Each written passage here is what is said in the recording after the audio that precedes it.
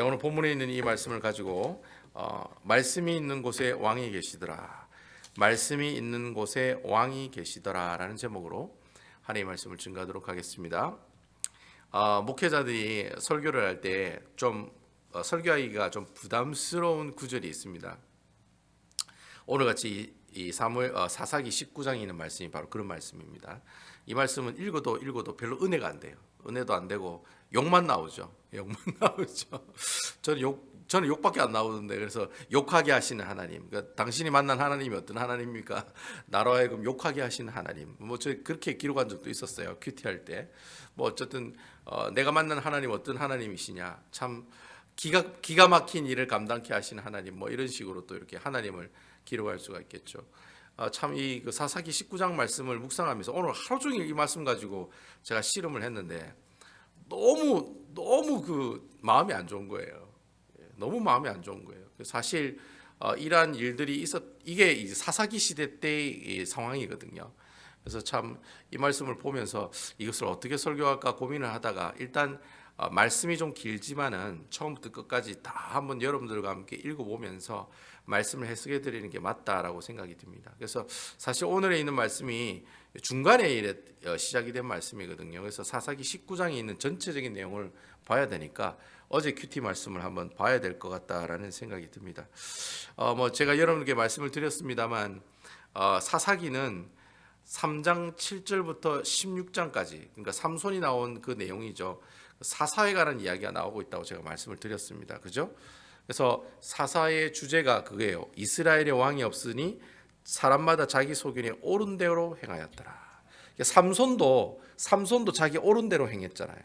부모가 야, 너 그 이방 여인하고 결혼하면 안 돼 하니까 내 눈에 보기엔 그것이 옳더이다. 그렇게 얘기하죠. 내가 그 사람과 결혼하겠다. 이 얘기가 히브리어에 있는 내용으로 직독직해를 하면 내 기준이 옳습니다. 어머님, 아버님 이렇게 얘기하거든요. 삼손도 똑같이 그래서 한 거예요. 자기 눈으로 볼 때는 자기 생각에는 자기 생각이 옳다라는 거예요. 그게 하나님이라는 왕이라고 하는 존재는 전혀 인식하지 않고 자기 마음대로, 자기 뜻대로, 자기 식대로 살겠다. 이게 이제 사사기 전반적으로 흐르고 있는 내용이라고 할 수가 있죠. 아무튼 여러분, 이스라엘 백성들이 왜 이렇게 자기 소견에 옳은 대로 행했느냐? 그 이유는 하나예요. 하나님의 율법을 어떻게 했기 때문에? 잊어버렸기 때문이다. 하나님의 말씀을 잊어버렸기 때문이다. 이스라엘에 왕이 없다는 말은 자기 마음대로 살았다는 말이거든요. 옆에 왕이 있으면, 옆에 경찰이 있으면 스피드 오버 합니까? 안 합니까? 안 한다. 오버 스피드 안 한다고요. 경찰이 옆에 있는데 어떻게 오버 스피드를 합니까?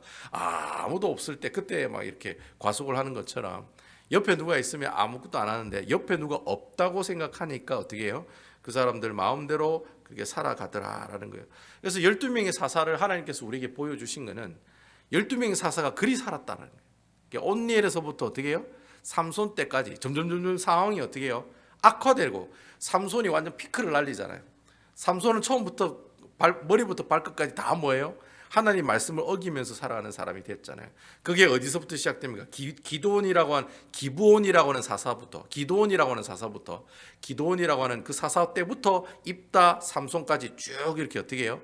완전히 이제 사사로서의 사명을 이제 잊어버리는 그런 어떤 패턴들을 우리에게 보여주시더라는 거예요. 그러니까 12명의 사사를 보여주신 모습이 그거예요. 야, 너희들이 왕이 없으면 이 사사처럼 어떻게 해요? 똑같이 살아갈 수밖에 없다라는 거예요. 그러면 그 사사들만 그렇게 썩었느냐? 그런 게 아니라는 거예요. 그래서 여러분, 우리 16장 삼손 이야기까지 끝나고 17장부터 21장까지 내용은 어떤 내용이냐면은 이제는 사사만 그래 썩은 게 아니라 누구도 썩었다는 거예요. 이스라엘 전 백성들이 다 어떻게 해요? 영적으로, 도덕적으로, 윤리적으로 타락했다는 거예요. 그러니까 사사만의 문제가 아니라는 거예요. 종교 지도자만 타락한 것이 아니라 누가 타락해요? 모든 사람들이 다 타락했다는 게. 사사기를 쓴 이 저자가 하고 싶은 게 그거예요. 모든 사람들이 다 썩었더라는 거예요. 모든 사람들이 다 하나님 앞에 죄 가운데 가는 사람이더라. 그러면서 우리 17장 18절에는 누구를 고발하고 있습니까? 미가라고 하는 사람을 고발하죠. 그죠? 수하잖아요. 하나님이 수하잖아요. 미가라는 사람 수하죠. 그 다음 또 어떤 사람 수합니까? 그 미가의 집에 있는 누구? 레위 제사장. 완전 타락한 레위 제사장인데 점만 주면 제사장직을 막 옮겨 다니는, 그죠? 그런 타락한 레위 제사장, 그런 사람들을 통해서, 그리고 마지막에는 어떤 지파가 타락합니까? 단 지파가 타락을 하잖아요. 그 레위에, 그 미가에 있는 그 레위의 제사장 때문에 단 지파 전체가 어떻게 해요? 타락하는, 윤리적으로 도덕적으로 타락하게 되는 그런 죄가 점점 커지는 그런 모습들을 17장 18장을 통해 우리에게 보여주셨다라는 거예요. 그러면 이제 19장에 있는 말씀은 어떤 말씀이냐? 19장에는 좀 영적인 타락에 있는 모습들보다는 내가 이 하나님 왕이, 이스라엘의 왕이 하나님이 아니다, 하나님의 율법을 잊어버렸다는 순간부터 영적인 타락도 일어나면서, 또 어떤 타락도 일어나요? 윤리적이고 도덕적인 일까지도 타락하게 된다는 거예요. 그러니까 사람이 죄를 지으면 하나님에게만 죄 짓는 게 아니라 누구에게도 죄 지어요. 주위에 있는 사람들에게도 다 죄 지으면서 살아가는 인생이 바로 그 당시 이스라엘 백성들의 전체적인 모습들이었다는 거예요. 그런 내용들을 19장부터 어떻게 해요? 21장까지 쭉 우리에게, 야, 사사만 썩은 게 아니야. 바로 누구도 썩어요? 이스라엘 백성들도 영적으로나 육적으로나, 그리고 또 윤리적으로나 도덕적으로 타락한 삶을 살아갔다. 그런 모습들을 하나하나 고발하고 있는 내용이 바로 19장부터 21장에 나오는 말씀이다라는 겁니다. 그래서 이 그 19장의 내용에 보면은 대체적으로 누구를 고발하고 있느냐면 크게 세 사람을 고발하고 있는 내용이 나와요. 첫 번째는 레위 사람을 고발해요. 19장에 보면. 그리고 그 레위 사람과 같이 있는 노인, 레위 사람을 밖에서 자지 않고 자기 집에서 데려와서 자기 집에 재워준 이 노인도 보면은 타락한 이스라엘 백성들의 상징적인 모습을 보여주고 있다는 거예요. 그리고 그 노인 다음에 또 어떤 사람입니까? 기부아 사람들. 이제 오늘 이제 본문에 나오는 아주 죽일 뭐 비한 그놈들이죠. 하여튼 금방 또 놈자를 썼습니다만 그 사람들, 그 참 나쁜 사람들, 그 사람들, 그 기부아 사람들의, 기부아가 베냐민 지파 사람들이거든요. 이 베냐민 지파의 기부아에 있는 이 사람들이 어떻게 해요? 꼭 보면은 성경에 보면 좀 불량한 사람들의 모습들, 불량한 남자들의 모습들. 왠지 하나님에게는 어떻게 해요? 하나님께서 기뻐하지 못하는 그런 남자로 살아가는 모습들, 세 사람의 대표적인 모습들을 보여주면서 이스라엘의 도덕적이고 윤리적인 타락하는 모습들을 우리에게 하나하나 보여주고 있다는 거예요. 그래서 레위 사람, 그리고 한 노인, 그리고 기브아와 그 기브아를 통해서 주위에 있는 모든 이스라엘의 각 지파 사람들, 이걸 이렇게 전체적으로 이렇게 남자들을 중심으로 해서 그들이 윤리적으로 도덕적으로 타락했다는 것을 하나하나 고발하고 있는 내용이 19장에 나오는 말씀이다라고 하는 겁니다. 그래서 19장의 이제 주인공이 어제 말씀입니다만 주인공이 이제 누굽니까? 레위 사람이죠. 한 레위 사람이 있었는데 이 레위 사람이 있었는데 이 레위가 이제 첫 번째 불량한 사람인 거예요. 불량한 남자. 하나님의 말씀대로 순종하지 않는 첫 번째 불량한 남자가 이 한 레위인이라는 사람을 통해서 우리에게 고발하고 있다. 어떤 내용을 고발하고 있냐면 이 사람이 어떤 사람이라고 어제 소개가 되었습니까? 레위인인데 누구를 두었다? 첩을 두었다라고 되어 있습니다. 이 첩이란 말이 이 히브리어로 좀 독특한 내용의 히브리어거든요. 보통 우리가 첩이라고 하면 아내가 있고, 그리고 세컨이나 뭐 더드 뭐 이 정도가 이제 첩이라는 개념을 가지고 있는데, 보통 이 이스라엘의 부인, 내가 부인이라고 하면은 보통 첫째 부인, 둘째 부인까지를 부인이라고 얘기를 많이 해요. 성경에 보면. 그렇다고 여러분, 성경은 일부 다처제를 허용하지 않습니다.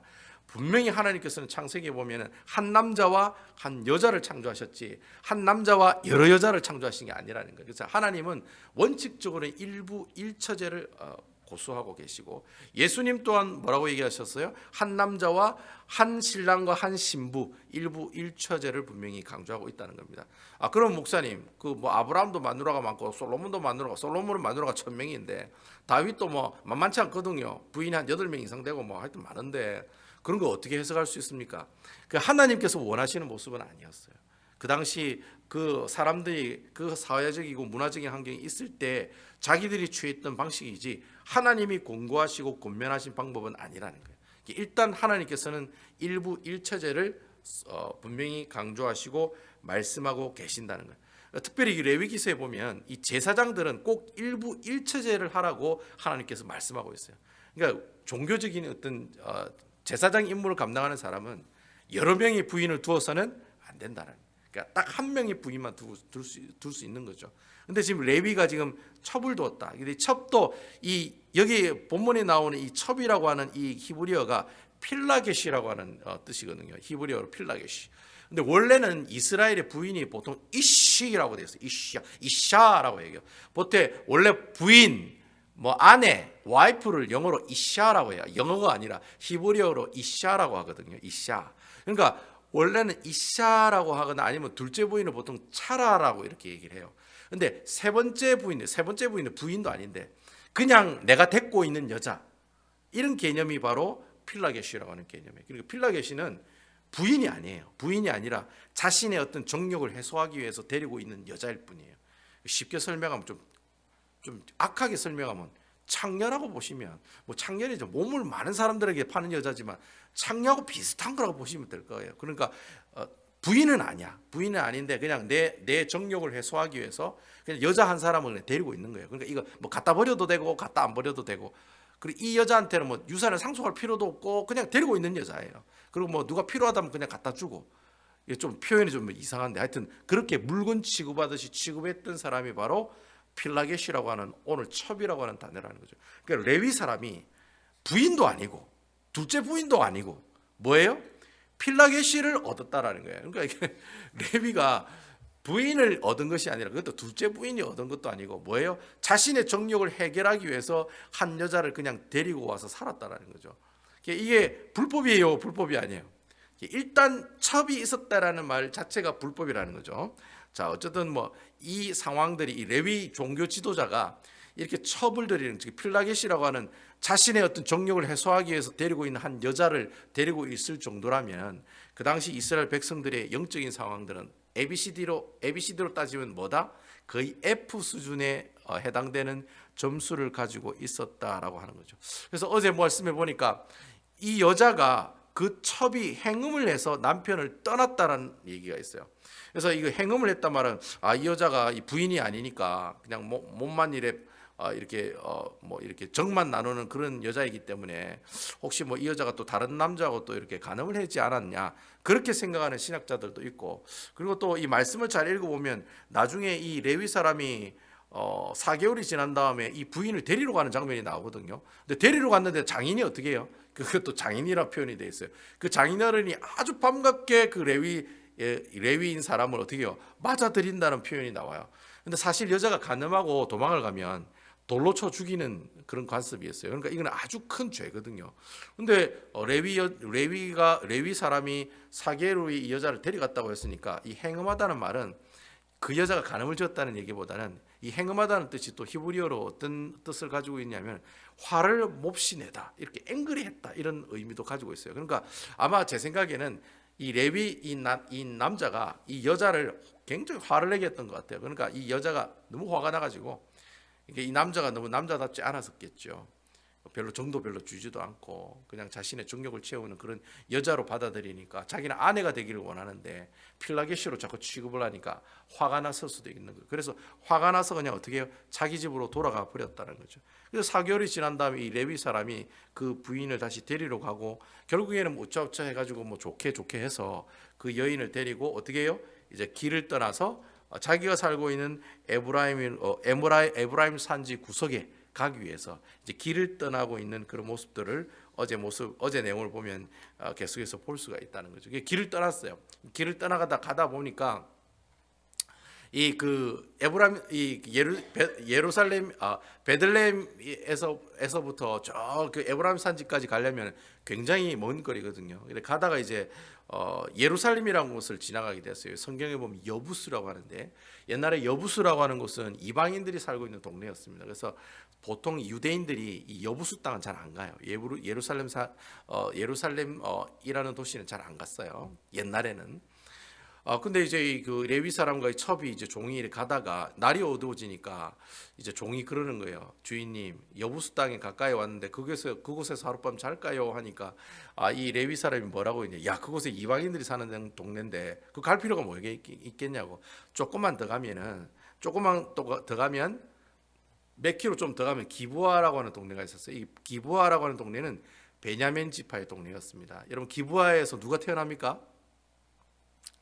베냐민 사람인데 누가 태어나죠? 이게 사울 왕이 태어납니다. 그래서 사울 왕이 베냐민 지파의 이스라엘의 제 1대 왕인 사울 왕이 이 기브아 족속 출신이거든요.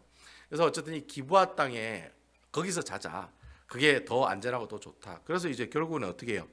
그 기브아 땅에 가요. 그 기브아 땅에 갔는데 보통 이제 손님들이 이렇게 나그네들이 가다가 그 성읍의 큰 도로에 이렇게 있잖아요. 그러면 날이 어두워지면 그 손님을 보고 어떻게 해요? 누구든지 그 사람을 자기 집으로 데려와서 재워야 되는 거예요. 이게 바로 그 손님 환대법이라고 이스라엘 백성들이 꼭 지켜야 될 율법 중에 하나입니다. 그래서 여러분 가끔가다 영화를 보면 막 미군들이 막 전쟁을 하다가 어느 아랍 사람 집에 탁 들어가잖아요. 누가 뒤에서 막 적들이 막 쫓아오고. 근데 이 미군들이 그 아랍 사람 집에 탁 들어가니까 어떻게 해요? 그 옆에 있는 쫓아오는 아랍 사람들이 그 집에 들어가요, 안 들어가요? 못 들어가는 겁니다. 왜냐하면 그 집에 손님으로 왔기 때문에 그 주인은 그 미군을 받아들여야 되는 거예요. 손님이기 때문에 자기가 싫어하는 사람이라도 그 손님이기 때문에 그 손님을 들어오게 해서 그 손님을 보호해줄 의무가 있는 거예요. 그래서 그 주인이 보호해주고 주인이 그 쫓아오는 사람들한테 얘기하잖아요. 오지 말라고. 이 사람들은 우리 손님이라고. 그러면 그 아랍 사람들이 어떻게 해요? 집 안에 들어와가지고 그 사람을 잡아가는 게 아니라 그냥 돌아갑니다. 이게 바로 아직까지도 아랍 사람들이 가지고 있는 손님 환대법인데 그게 이 성경에 나오는 그 율법이거든요. 그래서 손님 환대법으로 어떻게 해요? 그 사람을 자기 집으로 초대해야 되는데 아무도 어느 누구도 레위 사람과 그 종과 그 첩이 길가에 큰 성읍의 길가에 서 있는데도 어느 누구도 와서 우리 집에서 자라는 얘기를 하지 않는다는 거예요. 이게 이제 어떤 모습들입니까? 그 당시 이스라엘 백성들이 가지고 있었던 뭐예요? 영적인 상태의 또 모습들이다라는 거예요. 원래 율법을 알고 있으면 당연히 그 사람을 자기 집으로 초대해야 돼요. 그런데 이스라엘 백성들이 뭘 몰라요? 말씀을 모르는 거예요. 하나님의 말씀을 모르는 거예요. 하나님의 말씀을 모르니까 어떻게 해요? 그 밖에 추워서 떨고 있는 그 손님을 자기 집으로 데리고 와서 재우지 않는다는 거예요. 그러한 삶을 살아갔던 시대가 바로 사사시대 때 사람들의 모습들이에요. 이 얘기가 어제 얘기까지예요. 그럼 오늘은 이제 16절부터 이제 18절까지 오늘 말씀이 이제 시작된다라고 하는 거죠. 자, 이제 그렇게 버들버들 떨고 있을 때, 자 16절에서 18절에 있는 말씀 제가 한번 읽어보도록 하겠습니다. 저녁 때 한 노인이 밭에서 일하다가 돌아오니 그 사람은 본래 에브라임 산지 사람으로서 기브아에 거류하는 자요 그곳 사람들은 베냐민 자손이더라. 노인이 눈을 들어 성읍 넓은 거리에 나그네가 있는 것을 본지라. 노인이 묻되 그대는 어디로 가며 어디로 왔느냐 하니 그가 그에게 이르되 우리는 유다 베들레헴에서 에브라임 산지 구석으로 가나이다. 나는 그곳 사람으로서 유다 베들레헴으로 갔다가 이제 여호와의 집으로 가는 중인데 나를 자기의 집으로 영접하는 사람이 없나이다. 그렇게 얘기하고 있어요. 그래서 한 노인이 길을 지나가다가 그 나그네가 그 밖에서 버들버들 떨고 있는 모습을 본 거예요. 그래서 그 노인이 갔는데 이 노인이 어디 사람이라고 했습니까? 이 사람 기브아 사람이 아니라고 그랬어요. 어디에서 온 사람이라고 그랬어요? 에브라임 산지에서 온 사람이에요. 그러니까 결국은 레위 사람이랑 고향이 같아요, 안 같아요? 고향이 같은 사람이라는 게 같은 고향 사람을 만난 거예요. 그러니까 이 같은 고향 사람을 만난 이 노인이 그 부들부들 떨고 있는 그 나그네를 어떻게 해요? 자기 집으로 들어와서 어떻게 해요? 같이 유숙하게 하는 그런 장면이 오늘 이 말씀을 통해 우리에게 보여주고 있다라는 거예요. 여러분 사실 엄밀히 따지면 이스라엘 백성들도 나그네예요, 나그네 아니에요? 나그네입니까? 나그네가 아닙니까? 여러분 이스라엘이 400년 동안 어디서 나그네 생활했습니까? 예? 애굽에서 400년 동안 나그네 생활했잖아요. 그렇습니까? 안 그렇습니까? 그리고 40년 동안 어디서 광야 생활하면서 무슨 생활했습니까? 거기서 나그네 생활했잖아요. 그래서 이스라엘 백성들이 가나안 땅에 들어가서 정착하기 전까지 이스라엘 백성들은 어떤 사람으로 살아요? 나그네로 살았다는 거죠. 나그네로 살았기 때문에 하나님께서 레위기 19장 33절에서 44절에 손님 환대를 하라고 그렇게 법으로 율법으로 만들어 주신 이유가 바로 거기 있는 거예요. 왜 그렇게 손님을 환대하라고 했느냐? 너희들이 원래 나그네야. 너희들은 원래 나그네 같은 사람들이었어. 근데 내가 너희들을 어떻게 해요? 내가 너희들을 환대해서 어떻게 해요? 인도해가 이 가나안 땅까지 데려왔다라는 거예요. 그러면서 하나님께서 이 레위기 19장에 있는 손님 환대법의 율법을 주신 거예요. 네가 광야에 40년 동안 나그네 생활할 때 누가 지켜줬어요? 내가 지켜줬다는 거예요. 그거 생각하면서 네 주위에 있는 나그네들을 어떻게 하라? 섬기라는 거예요. 그 나그네를 섬기면서 무엇을 생각하는 거예요? 내가 이전에 나그네였는데, 내가 고생을 했는데 하나님 내게 은혜를 주셨다. 그 은혜를 기억하게 하려고 하나님께서 레위기 19장 33절 34절에 손님 환대법이라는 율법을 만들어가 이스라엘 백성들에게 말해주고 얘기해주고 가르쳐 주셨다는 거예요. 그러니까 여러분, 이스라엘 백성들은 기본적으로 밖에서 보들보들 떨고 있는 사람을 보면 어떻게 해야 돼요? 그 사람들을 자기 집으로 초대해서 재우고 극진히 대접하는 거예요. 며칠 동안? 기본 3day, 3일 동안. 율법에 3일 동안은 어떻게 해요? 율법에 나와 있어요. 3일 동안은 먹고 재우고 편안하게 식사 제공하고 안식을 취하도록 하는 것이 그 손님을 접대하는 사람들의 의무요 책임이라는 거예요. 그런데 지금 그렇게 하지 않는 모습들을 어떻게 해요? 이스라엘 백성들이 우리에게 보여주고 있다는 거예요. 사실 여러분, 우리가 그 교회 공동체 생활을 하다 보면 주위에 있는 교인들이 실수를 하거나 아픔을 가지고 있는 그런 모습들을 많이 겪게 돼요. 그런데 여러분, 어떤 지체들은 그 모습을 보면서 어떻게 해요? 오히려 그 사람들을 위로하고 보호하고 기도해 주는 것이 아니라 오히려 그 사람의 실수와 그 아픔을 어떻게 해요? 뒤에 가서 얘기하고 사람들끼리 어떻게 해요? 비판하고 정죄하는 모습으로 살아가는 분들이 너무나도 많다는 거예요. 그래서 이것을 이제 김문호 목사님이 뭐라고 표현하냐면 신령과 진정으로 15 돌린다고 그러는 이 표현을 그렇게 얘기한다. 신령과 진정으로 15 돌리는 거예요. 예? 사람들이 모여가지고 하나님 은혜를 나눠야 되는데 그러지 않고 그 사람의 실수, 그 사람의 아픔, 그 사람의 약점 그런 것들을 발견하면 어떻게 해요? 신령과 진정으로 어떻게 해요? 그 사람을 비판하고 저주하고 욕하고 비난하는 모습들이 우리 공동체 안에서 심심치 않게 나타나는 모습들이 생긴다는 거예요. 여러분, 우리가 이러한 것들을 절대로 해서는 안 된다는 거예요. 왜? 우리는 나그네이기 때문에 그렇습니다. 여러분, 아멘입니까? 여러분, 이 교회 주인이 여러분들이 아니에요. 교회 주인은 하나님이세요. 여러분, 이 세상의 주인은 여러분이 아니세요. 누구세요? 하나님이세요. 근데 여러분은 이 세상에 나그네로 살아가는 사람이지, 여러분들이 이 삶이 주인공이고 메인 캐릭터고 내가 주인공이기 때문에 내 마음대로 살아도 돼라고 생각하고 그렇게 살아가는 사람은 오늘날의 사사시대 때 살아가는 이스라엘 백성들이나 하나 다를 게 없다라는 거예요. 내가 나그네이기 때문에 내가 돌아갈 곳은 어디예요? 내 본향 천국이라는 거예요. 그곳이 내가 가는 곳이라는 거예요. 그러니까 여러분들은 이 세상이 어떻게 해요? 나그네로서 살아가는 곳이지, 내 본향은 어디 있어요? 하나님께서 내게 주신 그 천국이 내가 갈 본향이다라고 하는 거예요.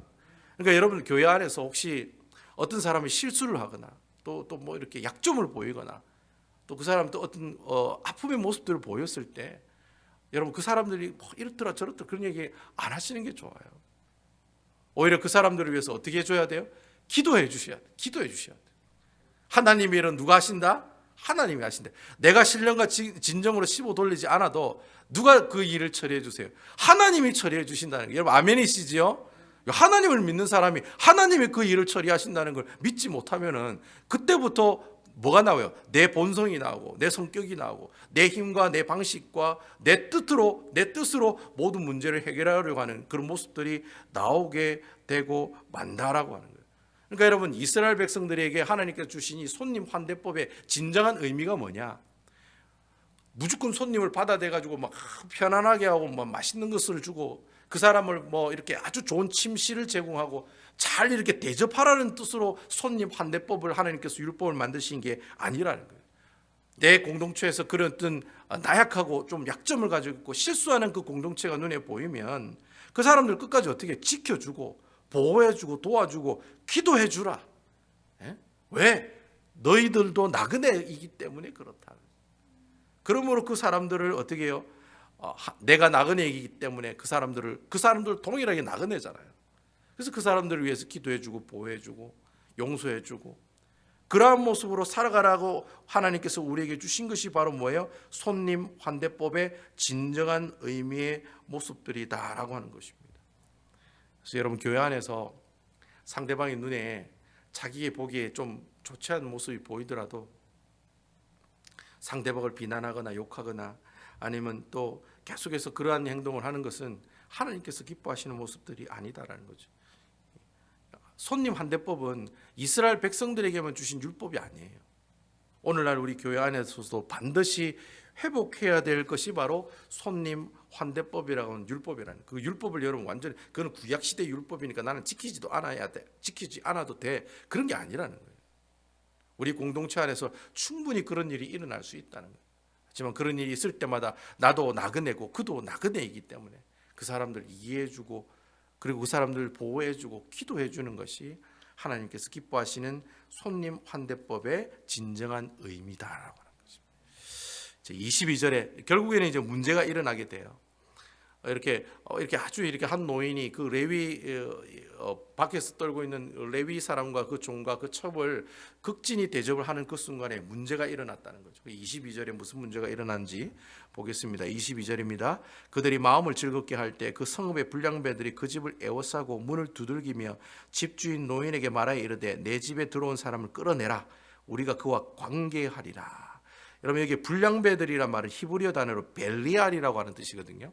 이 벨리알이 뜻이 뭐냐니까 아무 쓰잘데기 없는 인간, 아무 가치가 없는 사람, 그런 사람을 벨리알이라고 해요. 그래서 이러면 한마디로 지금 이 불량배라고 표현한 이 사람은 어떤 사람이라는 겁니까? 쓰레기 같은 사람이라는 거예요. 쓰레기 같은, 좀 심하게 표현하면 이 쓰레기 같은 기부하 사람들아, 이렇게 얘기할 수가 있다라는 거예요. 근데 여러분, 충격적인 사실은 이 정말 쓰레기 같은 이 기부하 사람, 이 불량스러운 이 사람이 뭐라고 얘기하느냐면 우리와 그와 관계하리라라고 이렇게 얘기하고 있다는 거예요. 이 관계하리라는 말은 내가 그 사람하고 성관계를 가지고 싶다, 이런 말이거든요. 이게 지금 찾아온 사람이 남자들인데 누구하고 관계를 가진다는 거예요? 남자하고 관계를 가지겠다는 거예요. 이러한 내용이 창세기 19장에 보면 왜 소돔과 고모라가 망할 때 천사가 룻의 가족들을 찾아오잖아요. 그때 그 소돔과 고모라 사람들이 그 천사들을 발견하고 룻의 집에 가서 바로 이런 행동을 똑같이 했다는 거예요. 야, 우리가 그와 함께 어떻게 하리라? 상관하리라. 오래전부터 이 동성애는 오래전부터 있었어요. 오래전부터.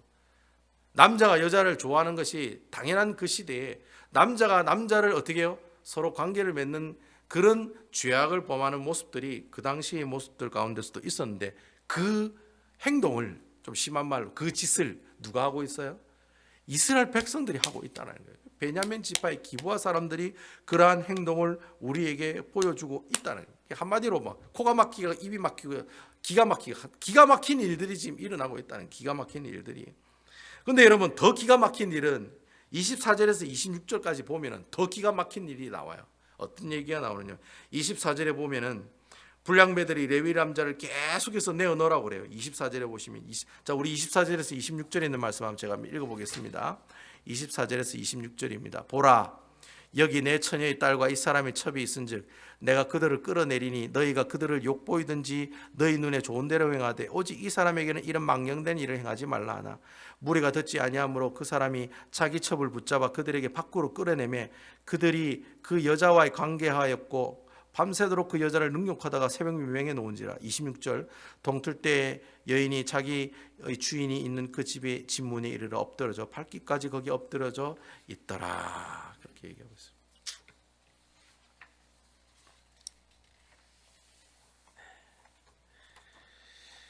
자, 오늘 24절부터 26절에 있는 말씀, 이 말씀이 어떤 말씀이냐면은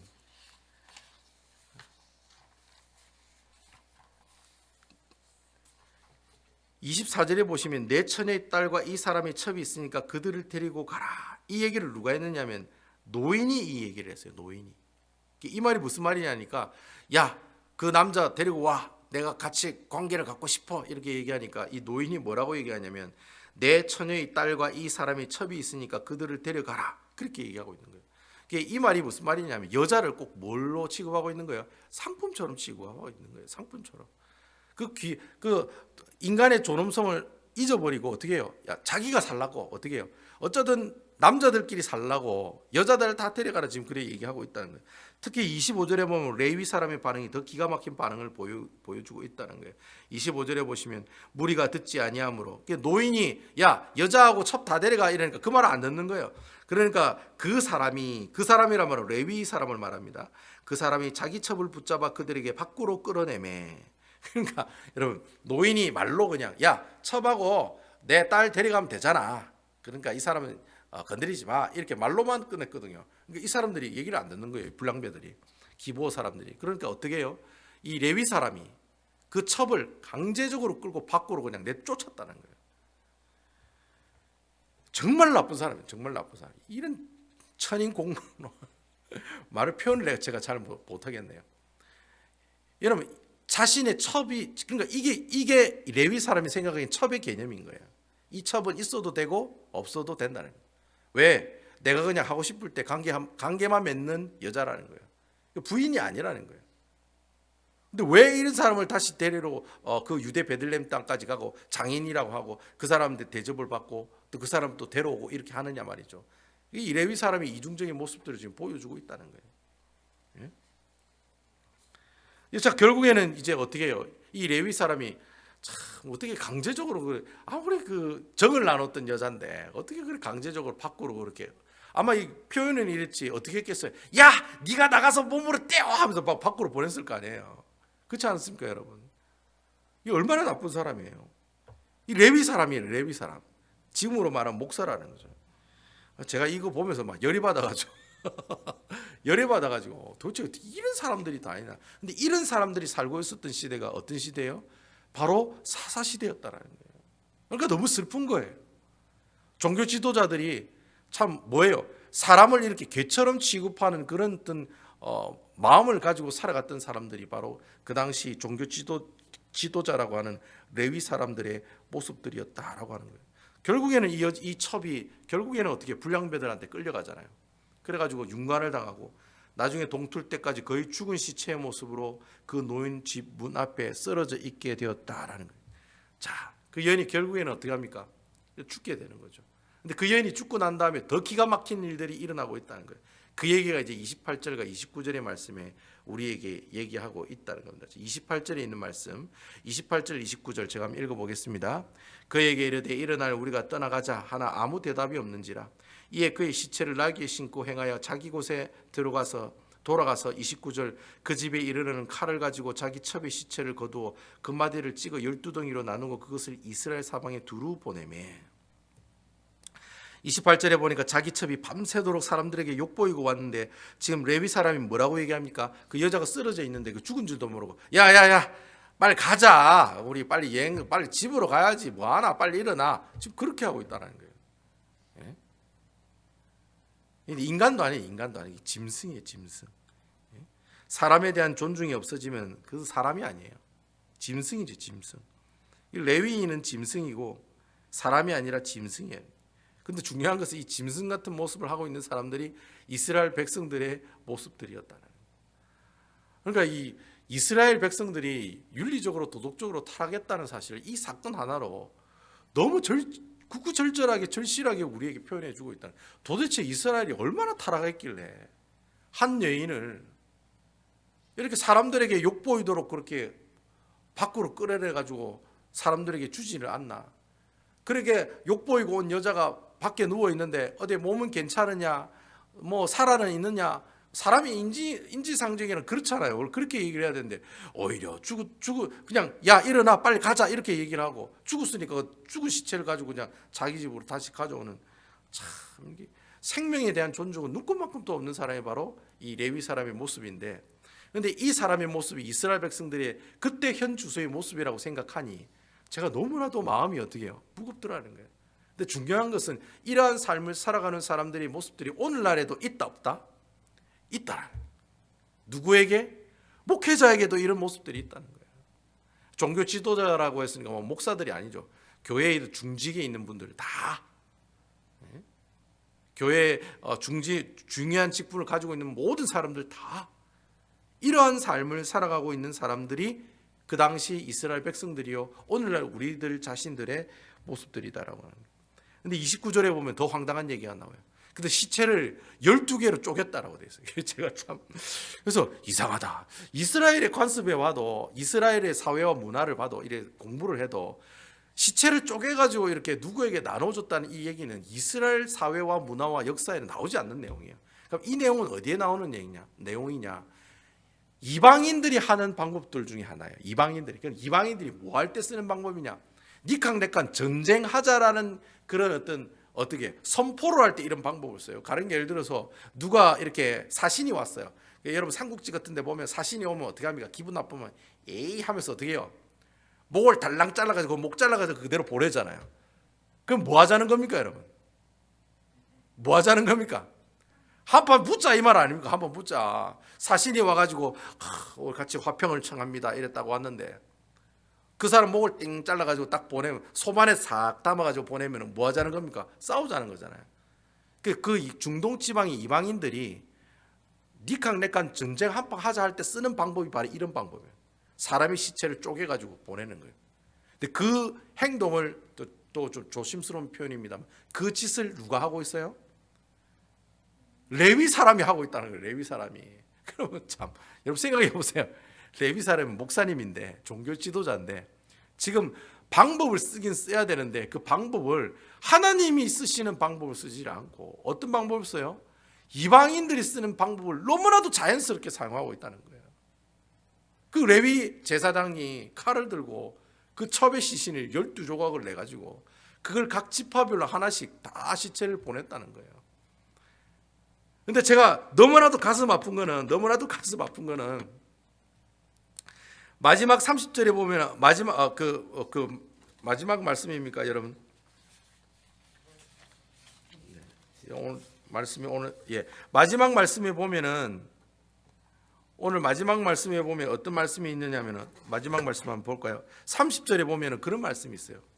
그것을 보는 자가 다 이르되 이제 다 보냈어요. 12지파들에게 다 보냈어요. 이스라엘 자손이 애굽 땅에 올라온 날부터 오늘까지 이런 일이 일어나지도 아니하였고 보지도 못하였도다. 이 일을 생각하고 상의한 후에 말하자 하니라. 자, 여러분 이게 무슨 말이냐면 12지파들이 그 첩의 그 시신이 12개 조각락을 다 하나씩 받았어요. 받았는데 이 사람들이 뭐라고 얘기하느냐, 야, 이런 일은 전에도 없었고 오늘날에도 없었던 일이다. 정말 너무나도 처참한 일이다. 우리가 이것을 생각해보고 서로 상의한 후에 다시 어떻게 하자? 말하자라고 얘기하고 있다는 거예요. 이게 말이 되느냐는 거지. 말이 안 되는 내용이라는 거예요. 자, 보세요, 여러분. 레위 사람이 첩을 두었는데 그 첩이 결국에는 그렇게 욕을 보이다가 죽게 되었다는 거죠. 누구에게? 베냐민 지파 사람에 의해서, 기브아 족속 사람들 의해서 그렇게 욕을 보이고 죽었다는 거예요. 그러니까 이 레위 사람들 입장에서 보면은 너무 분한 거예요. 그러니까 이방인들이 쓰는 방식을 가지고 모든 시체를 12조각을 내가지고 지파들에게 보냈으면, 자, 12지파가 이 시체를 받으면 어떤 반응을 보여야 됩니까? 여러분, 어떤 반응을 보이는 게 정상이겠어요? 야, 우리 이거 한번 상의해보자. 이게 맞나 안 맞나 우리 한번 서로 의논해보자. 이런 얘기 해야 돼요. 어떻게 해야 되겠어요, 여러분? 그 시체 딱 보는 순간 어떻게 해야 되겠어요? 여러분, 상식적으로 어떤 반응이 보이는 게 맞을까요? 이런 나쁜 레위 사람 같은 애라고 이런 게 있어야 되지 않겠습니까, 여러분? 도대체 레위 이 사람은 종교 지도자인 이 사람은 도대체 왜 첩을 둬가지고 그 첩이 이렇게 욕보도록 이런 현상이 일어나도록 만드느냐? 그러니까 여러분, 12지파 사람들은 누구에게 포커스를 맞춰서 정죄해야 되느냐면 레위 사람에게 포커스를 맞춰서 욕하고 정죄하고 비판하는 게 맞다는 거예요. 근데 지금 레위 사람을 향해서 정죄하고 비판하는 내용이 나오는 것이 아니라 이 내용을 그냥 어떻게 하자는 내용이에요? 우리들끼리 다시 한번 상의해보자라고 얘기하고 있는 거예요.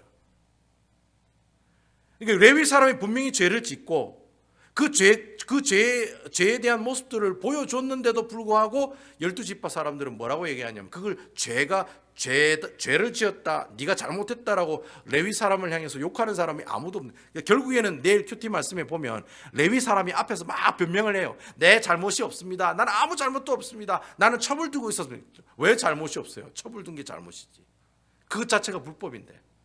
근데 그거에 대해서 아무도 묻는 사람이 없어요. 그냥 자기는 억울하게 기브아 사람들에 의해서 우리 첩이 죽었습니다. 그러니까 베냐민 지파의 기브온 족속들이 잘못한 겁니다. 그렇게 변명을 하는 장면이 내일 큐티 보면 나와요. 자기 잘못했다는 얘기는 하나도 안 해요, 레위 사람이. 근데 중요한 것은 12지파 사람들이 레위 지파 사람이 잘못했다라고 아무도 얘기하는 사람이 없다는 거예요. 그 누가 잘못했다는 얘기만 들어요? 그냥 베냐민 지파 사람들이 잘못했다는 얘기만 듣는 거예요. 그래서 결국에는 11지파와 베냐민 지파가 어떻게 해요? 전쟁을 하게 되는 그런 비극적인 역사가 일어나게 되었다는 거예요. 이런 그 황당한 사건을 두고 송태호 목사님이 그렇게 비유하더라고요. 이 사건이 얼마나 황당한 사건이냐면 이 레위 사람이 자기 첩을 12조각 내가지고 12지파에게 보낸 사건을 이렇게 비유로 얘기하더라고요. 담임 목사님이 창녀촌에 가서 재미있게 시간을 보냈어요. 근데 그곳에서 지갑을 잊어버렸네.